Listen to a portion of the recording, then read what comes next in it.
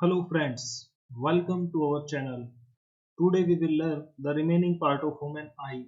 जैसा कि हम पहले कुछ most important terms like cornea, optic nerves, retina, yellow spot, blind spot ये सब पहले पढ़ चुके हैं। तो अब बारी है defects in human eye। अब हम पढ़ेंगे defects in human eye के बारे में। तो जनरली हम चार टाइप के डिफेक्ट पढ़ते हैं, जैसे कि पहला हमारे पास हो गया मायोपिया, दूसरा हमारे पास हो गया हाइपरमेट्रोपिया,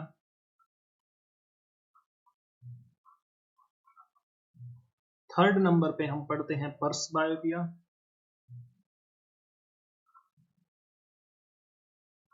और फोर्थ नंबर पे पढ़ते हैं हम एस्टिग्मेटिज्म।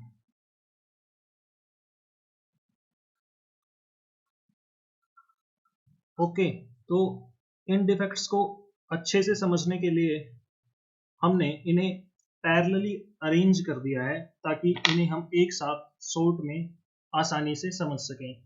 तो चलिए हम इन्हें पढ़ते हैं। यहाँ पर हमने तीन डिफेक्ट्स को, मायोपिया, दूसरा है हाइपरमेट्रोपिया और तीसरा है पर्स बायोपिया, इन्हें एक साथ पैरेलली अरेंज कर दिया है ताकि इन्हें एक साथ पढ़ने में और लर्न करने में आसानी हो। तो चलिए देखते हैं पहला डिफेक्ट क्या है। पहला डिफेक्ट है मायोपिया। मायोपिया में क्या होता है, नॉर्मल आई बॉल एलोंगेट कर जाती है। जैसे कि मान लीजिए हमारी आई जो है नियरली स्पेरिकल इन शेप में होती है, ये हमने पहले भी पढ़ा है, जिसका डायमीटर 2.3 सेंटीमीटर का होता है। वो आई बॉल का जो साइज है वो एलोंगेट कर जाता है, मीन्स बड़ा हो जाता है, जिसके कारण हमारी इमेज रेटिना पर न बनकर रेटिना से पहले इमेज फॉर्म हो जाती है यहाँ पर। ओके, अब इसका कारण सेम यहाँ पर लिखा हुआ है, due to elongation of eyeball. Okay, image कहाँ पर बनेगी, रेटिना से पहले इमेज बनेगी। इसी तरह सेम डिफेक्ट है हाइपरमेट्रोपिया। यहाँ पर क्या होता है, नॉर्मल आई बॉल जो है, जैसे हमने देखा पहले पढ़ा कि 2.3 सेंटीमीटर नियरली स्फेरिकल शेप में हमारी आई बॉल होती है, वो जो है छोटी हो जाती है हमारे पास आई बॉल। तो इमेज रेटिना पर न बनकर रेटिना से पीछे बनेगी इमेज। ओके, सो ये डिफेक्ट है हाइपरमेट्रोपिया। ये किस कारण से होता है, due to shortening of eyeball. Okay, और इमेज कहां पर बनेगी, बिहाइंड द रेटिना। अब थर्ड जो है डिफेक्ट वो है पर्स बायोपिया, जहां पर हमारी जो सीलियरी मसल्स हैं वो कमजोर पड़ जाती हैं एज के अनुसार। हमारी सीलियरी मसल्स कमजोर होती हैं तो हमें डिफेक्ट होता है पर्स बायोपिया। अब मायोपिया में हम देखते हैं कि far point less than infinite होता है, और हाइपरमेट्रोपिया में near point more than 25 centimetre होता है। अब हाइपरमेट्रोपिया और मायोपिया को अच्छे से समझने के लिए हम इमेज देखते हैं एक। जैसे हमने पढ़ा कि normal I nearly spherical in shape, diameter कितना है 2.3 सेंटीमीटर। ओके, तो ये हमारी है नॉर्मल आई। अब जो डिफेक्ट हमने पहले पढ़ा वो है मायोपिया, जहां पर जो हमारी नॉर्मल आई बॉल है वो एलोंगेट कर चुकी है, वो बढ़ चुकी है, तो इमेज रेटिना पर न बनकर रेटिना से आगे कहीं पर बनेगी। ओके, सो ये है मायोपिया। और इसी तरह दूसरा है हमारे पास हाइपरमेट्रोपिया, जहां पर जो आई बॉल है वो छोटी हो जाती है normal as compare to normal, तो इमेज फॉर्म जो होगी वो रेटिना के पीछे इमेज फॉर्म होगी। ओके, एस्टिग्मेटिज्म हम अगले स्टेप में पढ़ेंगे। चलिए, हमने इतना पढ़ा, अब और कुछ इंफॉर्मेशन इनके बारे में देखते हैं। और इंफॉर्मेशन ये है, जैसे मायोपिया में हम नजदीक की चीजें साफ देख सकते हैं, परंतु दूर की चीजें हम साफ नहीं दे सकते हैं। ये ऐसे हमने लिखा हुआ है ताकि इसे लर्न करने में आसानी हो। हाइपरमेट्रोपिया में हम दूर की चीजें साफ नहीं देख सकते, परंतु हम नजदीक की चीजें साफ नहीं देख सकते, परंतु दूर की चीजों को हम साफ साफ देख सकते हैं। पर्स बायोपिया में ऐसा कुछ नहीं है। और मायोपिया में क्या होता है, फोकल लेंथ जो है वो डिक्रीज कर जाती है हमारी लेंस की, आई लेंस की फोकल लेंथ हाइपरमेट्रोपिया में इंक्रीज कर जाती है। अब किसी आंख में यदि मायोपिया और हाइपरमेट्रोपिया, पर्स बायोपिया, इनमें से कोई भी डिफेक्ट है तो उसे करेक्ट करने के लिए हम किन किन लेंस का यूज करेंगे, वो है, जैसे मायोपिया में हम किस लेंस का यूज करते हैं, मायोपिया में हम यूज करते हैं कॉनकेव लेंस का।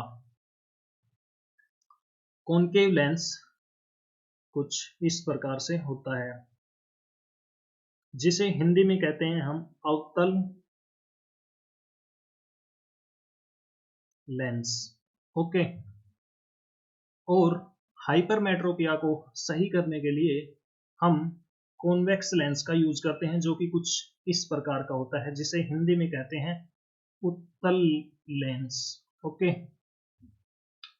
अब पर्स बायोपिया, जो कि हमारी सीलियरी मसल्स के कमजोर पड़ने से होता है, उसे सही करने के लिए हम बाइफोकल लेंथ का यूज करते हैं, जिसमें concave lens plus convex lens दोनों का यूज किया जाता है। ओके। पर्स बायोपिया किस कारण से होता है, ये हमारी एज के अनुसार जो सीलियरी मसल्स हैं उनके कमजोर पड़ने से पर्स बायोपिया होता है, जिसे करेक्ट करने के लिए कॉनकेव प्लस कॉन्वेक्स एक बाइफोकल लेंस का यूज किया जाता है। चलिए अब नेक्स्ट डिफेक्ट पढ़ते हैं, जो कि है एस्टिग्मेटिज्म। एस्टिग्मेटिज्म किस कारण से होता है, यह होता है due to the deformation in the shape of cornea. कई बार आंखों को बहुत ज्यादा मसलने से भी एस्टिग्मेटिज्म होता है, और जो कॉर्निया की शेप है वो बिगड़ जाती है आंखों को बार बार मसलने से, जिसके कारण एस्टिग्मेटिज्म होता है। इसका करेक्शन कैसे किया जाता है कि हम क्या यूज करते हैं, एक सिलेंड्रिकल लेंस यूज करते हैं या फिर कोई टोरिक लेंस यूज करते हैं। इसका डायग्राम एक बार हम देखते हैं। देखिए, ये जो है एस्टिग्मेटिज्म में यहां पर जो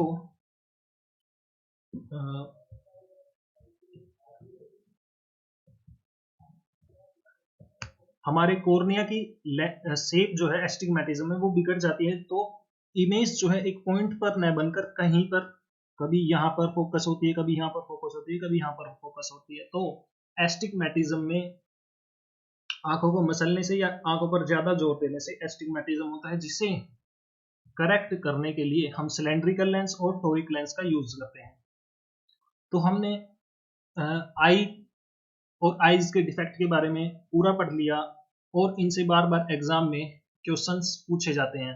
अब कुछ मोस्ट इंपोर्टेंट क्वेश्चन हम यहाँ पर करते हैं, जैसे कि ये क्वेश्चन बार बार एग्जाम में पूछा जाता है कि least distance of distinct vision of normal eye, एक नॉर्मल आई कम से कम कितनी दूर तक साफ देख सकती है। तो इसका आंसर होगा 25 सेंटीमीटर। यदि 25 सेंटीमीटर से ज्यादा नजदीक कोई ऑब्जेक्ट या फिर कुछ पढ़ने की चीज हमारे 25 सेंटीमीटर से ज्यादा कम पर है, तो हम उसे नॉर्मली नहीं पढ़ पाएंगे, उसको पढ़ने के लिए आंखों पर बहुत जोर डालना पड़ता है। ओके। इसी तरह नेक्स्ट क्वेश्चन है, ये भी क्वेश्चन बार बार एग्जाम में पूछा जाता है, the farthest point of a normal I means आंखें मैक्सिमम कितनी दूरी तक देख सकती है। एक नॉर्मल ह्यूमन आई जो है इन्फिनिटी दूरी तक देख सकती है। ओके। नेक्स्ट क्वेश्चन,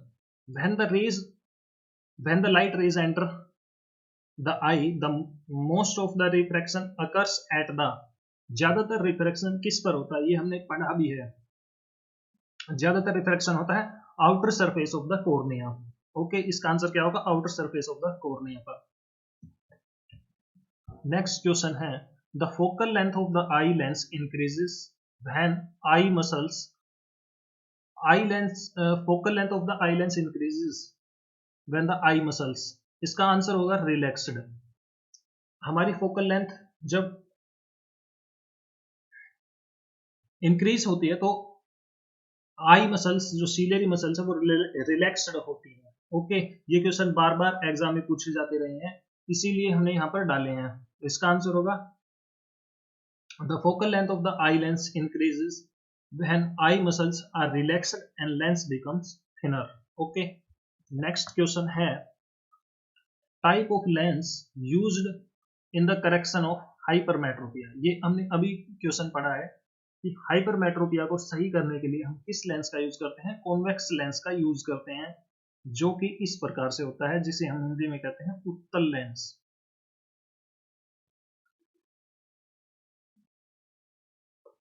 अब next question, type of lens used in the correction of myopia. Myopia को सही करने के लिए हम किस लेंस का यूज करते हैं?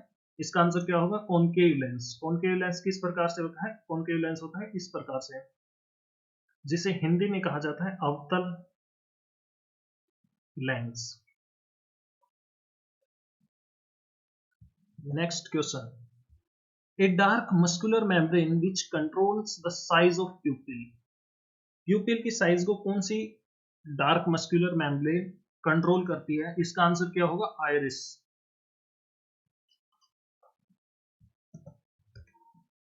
अब ये क्वेश्चन भी इंपॉर्टेंट क्वेश्चन है।